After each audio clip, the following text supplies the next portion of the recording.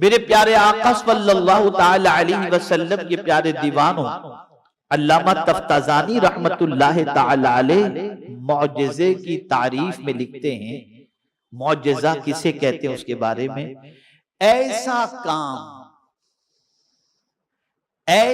کام جو خلاف عادت ہو. کیا ہو؟ بولیے. جو خلاف عادت ہو اور ایسے شخص کے ہاتھ سے ظاہر ہو جو نبوت کا دعویٰ کرے، اور منکرین کو، یعنی یہ دعویٰ کون کرے؟ اس فعل کے حوالے سے جو خلاف عادت ہو رہا ہے، اس کا دعویٰ کرنے والا کون ہو؟ نبی ہو. اس کا دعویٰ کرنے والا کون ہو؟ نبی ہو. لیکن اس دعوے کا اگر کوئی انکار کرتا ہے تو نبی اس کو چیلنج کرتے ہیں کہ تو ایسا ہی کام کر کے بتا دے، اور اگر وہ نہیں بتا سکتا تو اسی کو کہتے ہیں معجزہ.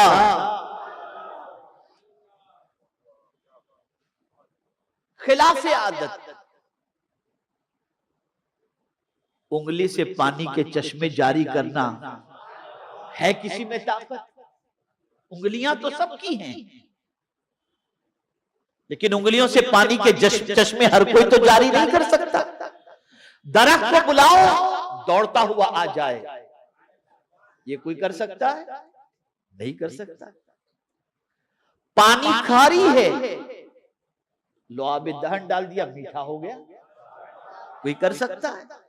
ارے حد تو یہ ہے کہ کنکری کو کہہ دے تو کلمہ پڑھ لے، کوئی کر سکتا ہے؟ نہیں کر سکتا. نبی معجزہ دکھاتے ہیں، اور اس لیے دکھاتے ہیں تاکہ جو دعوت وہ دے رہے ہیں اس دعوت کو دنیا قبول کرے، اور جو خود کے بارے میں دعویٰ کرتے ہیں کہ میں اللہ کا نبی ہوں، اس رسول اعظم صلی اللہ علیہ وسلم یا اس نبی کی نبوت کا وہ اقرار کرے. تو میرے پیارے آقا صلی اللہ علیہ وسلم کے پیارے دیوانوں، کسی منکرین کے اندر نبی کے معجزے کے جواب دینے کی طاقت نہیں ہوتی، اور وہ اس سے عاجز ہوتا ہے. اسی لیے نبی سے صادر ہونے والے خلاف عادت کام کو معجزہ کہا جاتا ہے. معجزہ یہ عاجز سے بنا ہے، عاجز کر دینے والا، عاجز کر دینے والا. سب مل کر کے تمہارے میں طاقت ہو تو کر کے بتا دو، کوئی نہیں کر سکتا. لیکن مصطفیٰ زمین سے اشارہ کریں تو چاند کے 2 ٹکڑے ہو جائیں. ہے کسی میں طاقت؟ تو عاجز آ جائے. تو رسول اعظم صلی اللہ علیہ وسلم کے کئی معجزات ہیں، ان میں سے 2 بڑے معجزے. ایک ہے معجزہ قرآن. یہ ایسا عظیم معجزہ ہے کہ کل بھی اس کا جواب کسی کے پاس نہیں تھا، اور آج بھی اس کا جواب کسی کے پاس نہیں ہے.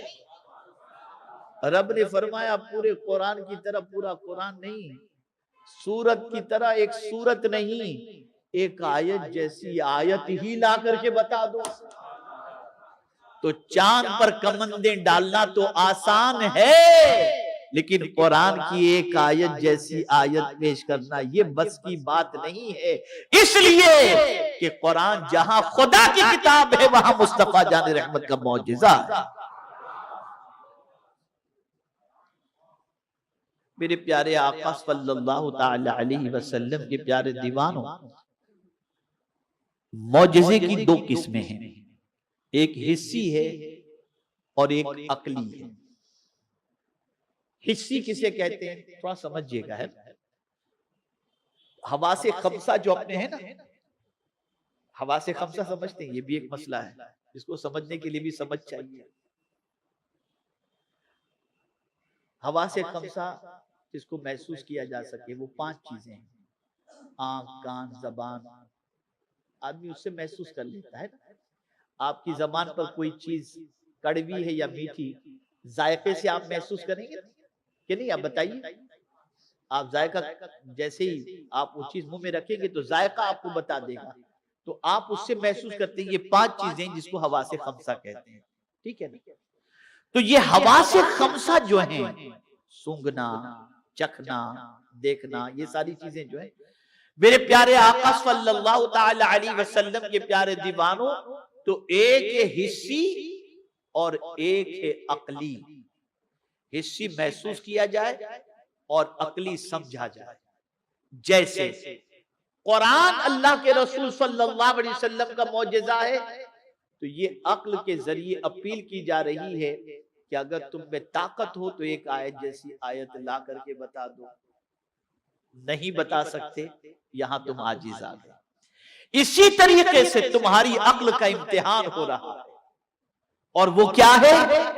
پلک کے جھپکتے رات کے مختصر سے حصے میں اتنا لمبا سفر کر کے آئے کوئی، یہ بتا دی۔ یہ عقل کو اپیل کی جا رہی ہے، یہ کوئی نہیں کر سکتا، اور بظاہر یہ عقل میں آنے کے لیے ذرا مشکل بھی ہے۔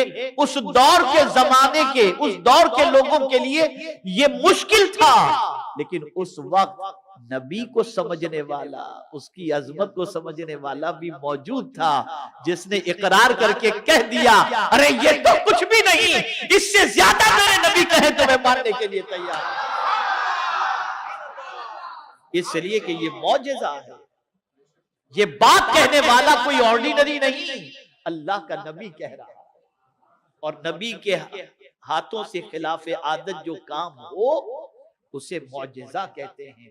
اور نبی کرتے ہی کام بہت سارے ایسے ہیں، ایسی دلیلیں پیش کرتے ہیں جو عقل میں آنے والی نہیں ہوتی، تو وہاں پتا چلا کہ نبی کا معاملہ یہ ہے کہ وہاں عقل کے گھوڑے بھی مت دوڑاؤ، نبی کی نبوت اور ان کی باتوں کو بغیر چون چرا کے تسلیم کر لو۔ اسی کو قرآن نے کہا الذین یؤمنون بالغیب۔